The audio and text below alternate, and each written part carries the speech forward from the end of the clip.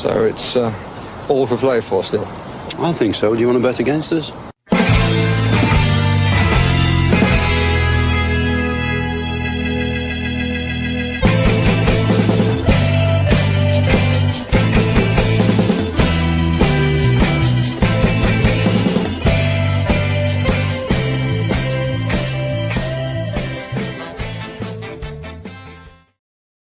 Hello, Aston Villa fans, and welcome to For the Love of Paul McGrath podcast. And for a Fulham preview, and I'm hearing myself back in my headset. I don't know what the story is. There you go. Fixed it. A Fulham preview. Aston Villa versus Fulham at the weekend. My wonderful co-host and assistant, Paddy, is going to be at it, and he's just popped in here now.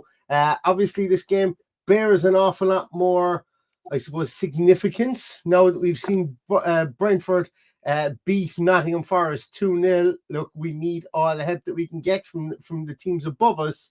I know, Paddy, that you are not letting yourself believe that Aston Villa are going to get fifth place, and that's absolutely fine too. But if we are to get fifth place, it just all hinges on getting a result against Fulham at the weekend. It is. It's a vital match. While I'm talking here, if you want to just check what mic you're coming through there, because I can't really hear you. Okay. It's a huge game. As you correctly said, I've lost some faith. I am hurting, and I'm hurting bad from the weekend and from Manchester City. And it's just, I have to say now, I was away the weekend and I was in Spain and I was with a group of people, and I had to get up out of my seat, walk across the road and go to a pub on my own, because that's how good a company I was on Saturday evening. So went over, cooled down, let the blood pressure die down a little bit, get myself back up, get Happy Paddy back into the room, have a few drinks and a bit of laugh at the rest of them. But I was absolutely distraught after what I watched last week. So two games from a team who was allegedly in the form of its life, very little injuries, and then this happens, and it's very, very hard to take. It's up there as one of the worst performances I can remember in a very long time. I'm not gonna pinpoint one, but that's how I feel it. I know, Paddy, and you were on a swingers weekend and everything. As we were saying, we were joking on the podcast that you were on away. So you had to take your keys out of the bowl and swinging off on my own is what I was doing. That's what I was about to say. Took the keys out of the bowl and went across the pub to another pub. But yeah, look, I think we can all agree with that the Palace game was a massive let out of air out of the tires. I think the Mateus Nunes goal in the 94th minute, 93rd minute was a deflationary event as well, if you want to call it that. But look, for me, I'd say I remember going back. I remember being in. Sometimes you guys would, well, anybody who's watched the podcast for a while, I've done podcasts from a mobile home on the side of Ireland, essentially, in a place called Lewisburg in just outside Westport in County Mayo. And I'll never forget, I jumped on with Danny, Raza, and Cole and the whole cast, and it was pissing rain one night, and we were inside in this bloody mobile home, and I jumped into the car, and it was lashing rain, and Villa had drawn with. It was 2019. Was it Crystal Palace that we drew with? I think. And I remember being inside there, and Cole and Danny were like, we're getting relegated. And just to be different, I said, we're staying up. And that's exactly how I feel. So like when Palace, about 2 days afterwards, that Palace game at the weekend, I kind of thought to myself, and I went, I'll never forget being frozen cold in a beautiful mobile home, and it lashing rain outside, and essentially Villa were going to get relegated, and just gone, do you know what, we're going to stay up. And we ended up staying up. So I'm manifesting it. I know it wasn't me that made us stay up, but I'm manifesting that we're going to get fifth place again, probably against all rationality. But hey, we don't come here for rational takes anyway. That's for 100% sure. But no, I think it's very hard. I always believe you can only manifest what you're doing yourself, because you make it work. But if you're relying on a man picking the right team, and you're relying on that team to turn up, manifestation is not the word, because that's not going to bloody work. So are we questioning And Unai Emery? Now What you said there? We've no FA Cup. We're sitting And outside FA the Cup top for 5. 68 years. We've And only been in we the top could 5 once. potentially win all 4 games and still be outside the top 5. So we've put ourselves in a position now that we need snookers. Can't rely on people. Obviously, there was a result tonight went our way. I still don't think it's enough, and that's just me getting this out of my system because I'm I still 100%. angry. Over a week later after that Man City game, I absolutely lost my shit after that game. I was so annoyed. And that'll be the one that everyone goes, oh yeah, you threw it away in 93rd minute against Manchester City. Because that's the one everyone watches on the telly. Nobody watched the Forest one. Nobody watched the Ipswich ones. Absolute shit. And they're the ones that killed us. Man United at home. Absolutely didn't turn up. I know we said beforehand that, like, I don't think it's absolute shit. I think the Palace game is absolute shit. I think that's a bit hyperbolic because we haven't been shit this season. Let's just level set here. We haven't been shit this season. We've not been as good as we were last season. I didn't say we were shit. Yes. No, shit results. Yeah, exactly. You can't have all them results that you should be winning and expect to be in the top 5. So now we need snookers because of those results, and that's the point I'm making. And we got a snooker tonight. What? We got a snooker tonight, provided we got one snooker. Yeah, great. Yeah, great. Yeah, but we're still 3 points behind with level on games. Exactly. Am I correct? Yeah. We're leveling games 3 points behind. I'm just bringing up the table now. Leveling games 3 points behind. Yeah. Remember the fact that our goal difference is abysmal, which has been a poor point of the season. So effectively, it's probably 4 points behind. We have a better goal difference at this point of the season than we did last year. But our goal difference is still. We've less goals conceded. But we've less goals scored as well than we did this time last season. But which isn't helping us. So we've got Fulham at 12:30. Just looking at it here on Sunday, Newcastle of Brighton and Chelsea of Liverpool. This is a big weekend. I'm not having a go at you. The only reason I'm saying is this is a big weekend for us because I agree with you with the snookers. I 100% agree with you, and we said that beforehand. I misconstrued what you were saying earlier there about I did, and you were dead right. You didn't say that the season was shit. But what I was getting at was this is a huge weekend for us, and we have to make it count. We have to beat Fulham, who I think statistically, Stato said something like we've gained more points against Fulham in the Premier League than any other team or something like that. But watch that got the shite at the weekend. But we have to beat Fulham, and then the snookers could be in. Like this, I'm saying is that this weekend could be the weekend the snookers are in, but we have to do our own job first. That's why this weekend I think is massive. It's huge. Brighton, Newcastle is no given game, and Newcastle are away at Brighton. Chelsea host Liverpool. Are Liverpool on the beach? Who knows? But it's going to be interesting to see what happens there. And then Palace play against Forest on Monday night.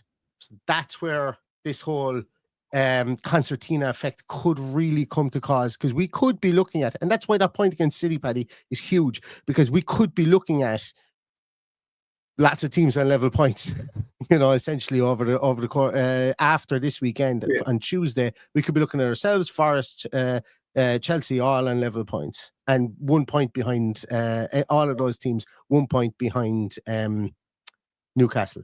So it's a huge weekend. It's a huge weekend in the race. Don't be relying on Liverpool who've just won the league to turn up. Don't be relying on Palace who had a cup final last week to turn up.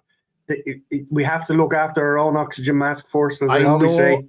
And Paddy, I've said that as well. I'm putting the context of the weekend when you said we need snookers, that this is the weekend that we're going to get them. After this weekend, I won't say they're less likely. You've got Newcastle and Chelsea next weekend. That's on Sunday the 11th of May. But our chances for snookers are running out. I'm agreeing with you. Our chances for snookers are running out. We've this weekend, we've that game, and then after that, we've got Chelsea of Man United. Then after that again, so we're really relying on. See, we need to jump 2 teams. That's what I'm getting at here. We need to jump 2 teams: Forest and Chelsea, or Newcastle. And Chelsea have 3 tough games coming up. We can't rely on them to lose them, but we have to continue to win our games as well. Bournemouth, not exactly an easy game. Fulham, not exactly an easy game as well. It's finely balanced. Tough games ahead for everybody. Tough games ahead for everybody. Exactly. If I sit here now and you tell me you win the 4 games, then I think we will get Champions League. But that's going to be a tough ask in itself. I think by the dint of where Chelsea, the games that Chelsea have left, I think if we win all 4 games, which is a tough ask, we will get Champions League football. Just because of the remaining fixtures that Chelsea have. I don't think Forest win.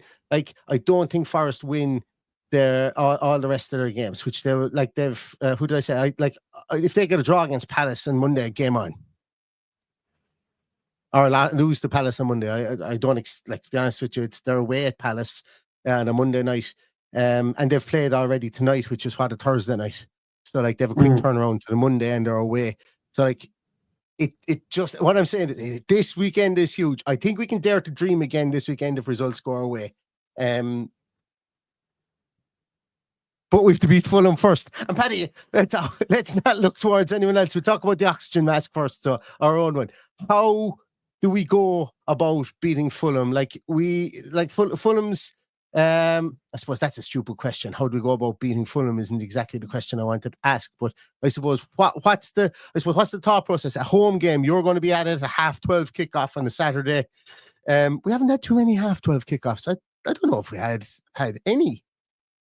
Man City, that was it. Yeah, and we turned up that day. Look, I'm not dismissing Fulham, but I believe we'll win on Saturday. The reason I think we'll win on Saturday is our strike force will outsmart their poor defence, and I think they rely an awful lot on their forwards playing on the front foot to take the pressure off the poor defending at the back. They're without Anthony Robinson, who's been without a doubt their probably player of the season, and you got the Southampton game, which they won, but Sessegnon, Bassi, Anderson, and Tete. I'm sorry, but our guys have to be going at them. We have to be at them from the start. They're there for the taking. Get in there early, get the goals, and make this happen. Give us all a bit more positivity. Give me a bit more positivity anyway. And I make no apology for being a pessimist on this. Yeah, I there's a lot of people say something positive. I'm telling you, we're going to win the weekend. I know we're going to win this weekend. Paddy, that puts the cat amongst the pigeons.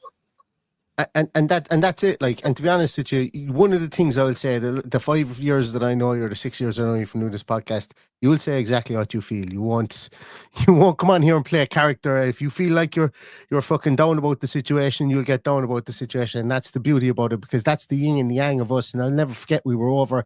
It was the gig we did in the Aston Inn with Tony Morley and Gary Thompson. And I remember I went up to the bar, and geez, I can't remember the man who came up to us, and he tapped me on the back and he said, "Do you know what? You guys are great. You're always smiling, and sometimes you're smiling." He said to you, and he goes, "But that's what makes the two of you great." And then he goes, then he turns around and he goes to me, "And sometimes you get thorny with Paddy," and everybody sits forward and looks at their screens and goes, "Oh, Neil's going to lose it now." Every so often.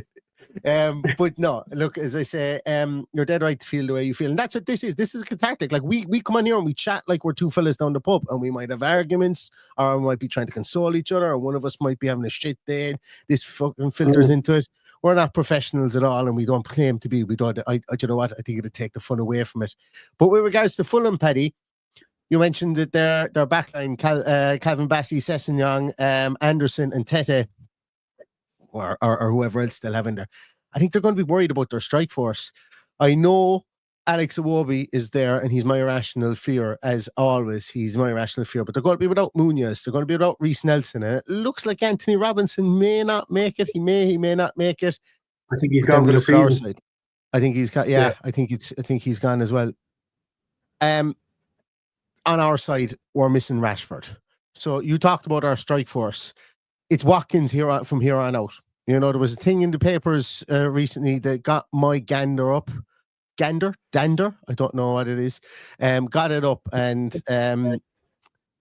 And I like Martin Samuel. I read his stuff regularly, and I know they don't write the headlines for the stuff that they do, that go out, and they don't have any say in it. But to say that Unai Emery's mistreated Ollie Watkins, and everybody knows I stamped the tickets for the Ollie Watkins fan bus. Always have, always stood up for him, absolutely never wavered. That one even was too much for me. But he's up front now, and he's there for the rest of the season, and that's him. That's our striker for the rest of the season. I know people would say, oh, start Marlon. For the next 4 games, barring injury, Ollie Watkins is our starter. And we need the Ollie Watkins of when Unai Emery came in, the December, January, February, March, April there, when he absolutely shot the lights out and got us to the Europa League. We need that. And he's the main man again. And there's no one breathing down his neck. That is a big one for us. It's a big one. That's a big... that's I suppose that is a big talking point for this game and for the games coming up. You know, he needs to find his form. He needs to find it very, very quickly. I think he'll find a bit of space in this one. We're not going to see what Palace did to us at the weekend.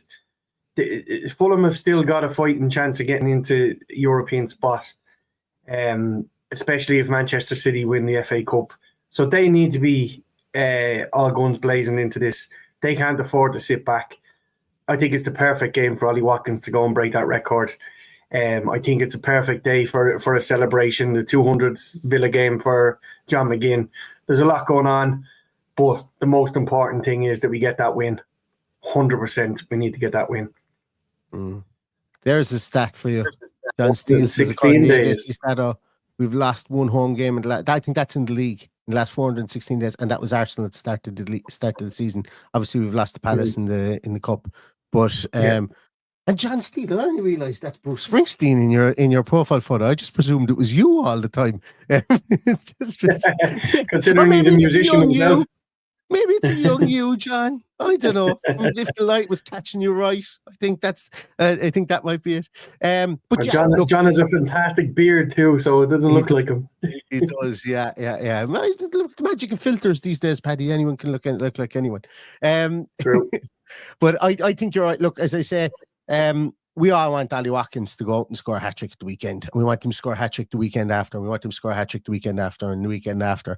And that'll help the goal. I'm going to go back to that. I'm going to go back to that. I don't care if he is to take 50 shots to score a hat-trick in the game. If he scores a hat-trick, we will most likely win any game that we play. But I need to go back to that article. And I put out a big piece on Twitter, and I was saying, look, I don't understand where people can use the word mistreated. He scored 2 goals in 12 games, that up to the end of the Paris Saint-Germain second leg. And look, as I say, you have to play the players that are in form when you're in a Champions League semi-final. And the big thing is, a lot of people were saying to me, but wouldn't you not have been pissed off if you scored all the goals to get you to the Champions League, and then he drops you then for the biggest game? And I'm going, well, I don't think I would be annoyed, but that's sport. Like, it's not Ollie Watkins FC. And again, my credentials are chairman and lifelong member of the Ollie Watkins fan club. You know, you have to think of the club, and he would have to think of the club, and he would well know that. And sorry, of those 2 goals he scored, one of them was in the game in between the two legs, if I'm not mistaken. Yeah. The goal against Southampton. So that's why it's not because he was dropped just because the new shiny object came in. He was dropped because he'd scored 1 goal in the 10 preceding games before the Paris Saint-Germain game. And I think you have to be a bit realistic. I think it's hyperbolic, a lot of the stuff. I don't think that Watkins has the hump. I don't think that at all. I think this is just drumming up shit before we come into. I think it's just media drumming up shit for a London club before we come into the off season, and he may very well be sold. But I think a lot of it's been blown. We've seen this movie before. It gets blown out of proportion, and it's not even really a thing. And we spend our time talking about it, and fans spend their time talking about it in the pub, and it's just about numbers on the internet and numbers through the numbers in the news agents. And I have to think that article was that, because I'm a bit disappointed, because I like Martin Samuel. I do like him, and I'm not going to stop liking him. I just dislike the headline. Is what I would say. I needed to get that off my chest. I could not tell you, or could I give a shiny shite what Martin Samuel writes about, because most of it is uneducated writing about Aston Villa. I like Aston Villa writers. I don't like generic media talking That's about true. us. I have more of a problem with what Jamie Carragher said about Ollie Watkins than I do about what Martin Samuel said. I didn't see that. Jamie Carragher said that Aston Villa offered Ollie Watkins to Arsenal in January. Oh, yeah. I know that. I'm almost 90% certain that is false. Well, do you believe a fucking mouthpiece like Jamie Carragher would sit on that for months? I don't. He would have said it. He would have said it at the time, 100%. That would have came out at the time as well. Of course. I remember how annoyed I was that night at the Celtic game when that came out. Yeah. And look, I'm going to talk carefully as well, because look, as I say, we don't break news in the podcast. And not that anything I would say would be breaking news, but I would be about 90% certain that is false.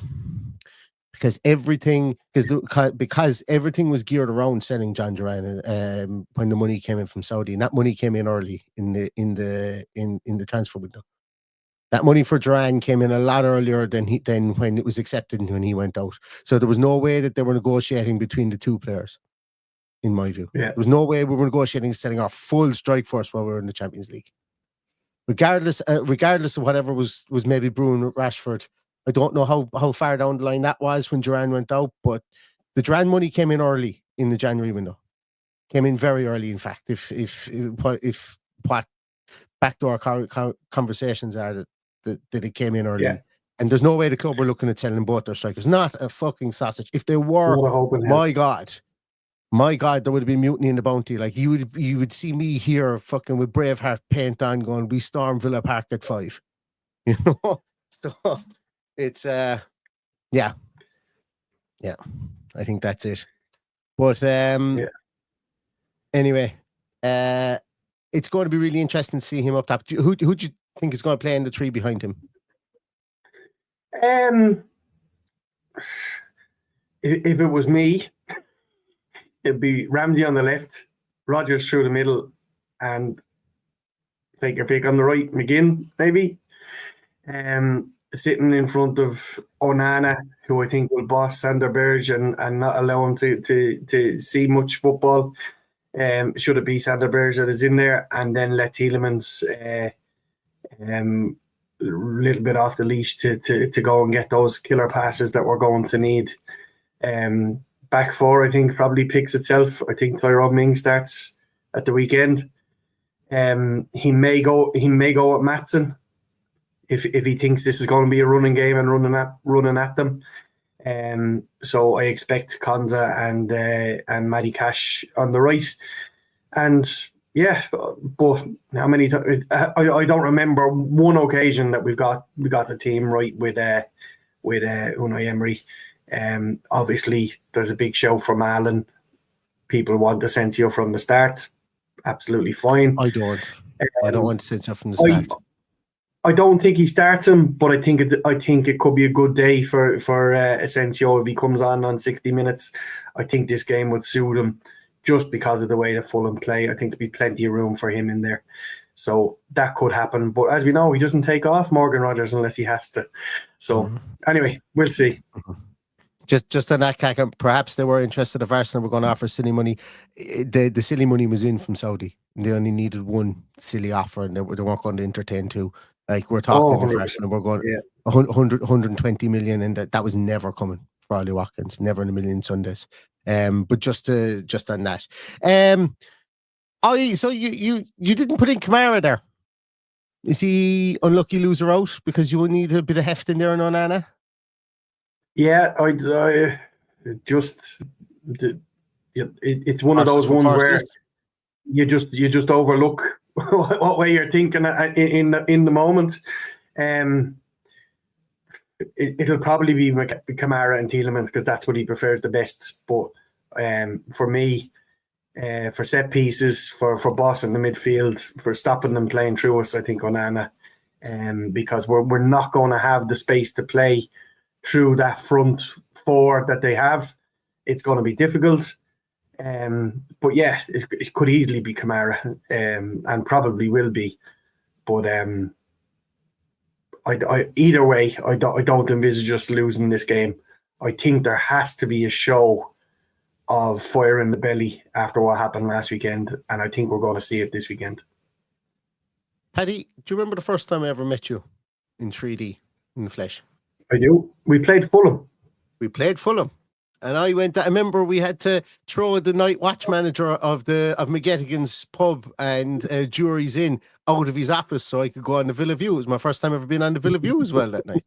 God rest the Villa View, now the 1874 podcast. And Aston Villa put on a display that night. They won 3-1, if I'm not mistaken. Conor Horan ran the show in midfield. I thought he was excellent. But they absolutely brutalised Kenny Tete down that right. He was actually, I think Tete might have been playing on the left that day. They brutalised him down there, and I'm hoping that, and Ted has improved an awful lot since, but I'm hoping that we can do that again, and we can get at them down the sides. I always have fondish memories, apart from that, like, even though we lost 3-0 in that wet night where Tyrone Mings, I can't even remember what he did. Did he get sent off or did he score an own goal? But Gerrard gets sacked after Fulham. A lot of people tie Fulham with some good turning around of Aston Villa's fortune. So hopefully that can ring true as well this week. And we'll know come 2:00 on Saturday whether that is the case. So Paddy, I'm not going to ask you for your predictions, but you are going to be going over to Birmingham this weekend. We might get you on for the team sheet tantrum if you can get reception. But there's something else that's a very, very important thing that you're going over to Birmingham for as well, and it's happening tomorrow night. Do you want to tell everybody about that, Paddy? Yeah, and I promise I'll be a little bit more positive tomorrow night, because I'd imagine it's going to be a lot more lighthearted than you'll be full to the brim of Burton and Trent Chardonnay. That's what you'll be full to. That as well. I'm joining Chad from the Villa Forever podcast, along with Michael Huggins, who's in the comments there, in the Aston Inn from 7:30 tomorrow night. And I believe I'm in the hot seat for a few of the interviews to interview Hannah from the Up the Villa podcast, of Justin from the Up the Villa podcast, and Frankie Maguire from All Villa No Filler. So there's a stellar lineup there, and I look forward to meeting everybody in the Aston Inn tomorrow night. And if you're at a loose end, come along. It's only a tenner in. You can pay at the door. You'll get hopefully a whole lot of entertainment. We can have a few beers, chat about Villa. Thankfully, we can talk about something other than what happened in the last week. We can talk about the people who are behind the microphones that entertain everybody from amazing different angles in the podcast world. Still waiting on a possibility of another one or two coming in. We don't know for sure whether they're going to make it there, so we just we leave that hanging. But for €10 for Acorns to come along on a Friday night, spend a few hours with us guys, have a laugh, have a pint, and more importantly, raise a few bob for Acorns, and everybody be happy. For those that can't make it, I'll share out the link again tonight. If you want to donate that way, stick a tenner in there or anything you can. Every bit is appreciated. But Chad and Michael have put tremendous work into this, and we'd just love to see as many people there as we can to fill the Aston Inn, to look after a local boozer as well in Aston, as well as the charity. So do your best. Hope to see as many people there as we can. If anyone has travelled over from Ireland tomorrow, be sure to get down there. Even if you're a little bit late, come along on the night. A few prizes to be won as well as the fun that we'll have on the stage. Oh, I thought that you froze, but you actually finished up there. Yeah, absolutely. Tenner for Acorns. I'm going to be making a donation to I'm going to be buying a couple of tickets tonight myself. Obviously, I won't be able to go. If anybody wants to use one of the tickets, hit me up with a DM and on Twitter. You can have one of mine. If it's on the door, Paddy, I'll give you the money and you can hold it in your back pocket. And if I'll give you the names of people there, you can put them on the guest list because it's great. it's a great occasion. And I don't know if there's any way, if you guys have any way of hooking me up where I can come in digitally or whatever like that. I'd love to lend any weight behind it, because I did want to go and be at it. I just my son is 2 over the weekend, and I'll be absolutely murdered by him, because he communicates through the medium of violence. So I'd be absolutely murdered by him. He's like Chucky the doll. If I was to miss his second birthday, so I can't be missing that. So yeah, great cause, and Chad's an absolute legend, positive guy, and a person I'm glad to call a friend, as is everybody else that's going to be on the panel. So it's great to see. So there was something else. Oh yeah, a couple of people there asked in the comments there just before I go. We recorded a podcast that never saw the light of day, that I was able to retrieve, and we will be putting out tomorrow as well. But a lot of people are asking me about opinions on Heck leaving and the Martinez to Saudi rumor. Don't want to do the whole watch out for later on, but we went to the effort to doing a podcast, so we're going to put it out, so we're not just going to repeat ourselves here as well. So that'll be out tomorrow around 10 o'clock, around 10 or 12 o'clock. And and you guys will be able to see that as well as a pre-recorded one where myself and Paddy chat about it. So yeah, as I say, we were all full of opinions on that, and yeah, it never actually went out live when we thought it was. Yeah, so enjoy it tomorrow. There's exactly. no talk of Crystal Palace or Manchester City, I promise. And absolutely not. No. Super stuff, guys. Thanks so much, everybody, for joining us. Really appreciate it. I will be here for Team Sheet Tantrum on Saturday. We will also have Jay, the wonderful Jay, is back. He's going to join us for the post-match podcast as well on Saturday. Hopefully, we'll be discussing a win, and hopefully, as the snooker is on this weekend, hopefully we'll be potting the black, and they'll be going in off the rest of the teams. Snookers. Yeah, and that's how we'll get our snookers. Yeah, that's how we'll get our snookers. Hopefully, we'll be tight in behind the green. I don't know where the analogies are coming from here, but I am meant to go back in and see how Mark Williams is getting on against Joe Trump. So we're going to cut it up at that. Thanks a million, everybody. Mind yourselves. Stay safe. Stay healthy. Safe trip home. Get down to the Aston Inn, and all is left to say is up the Villa. Up the Villa.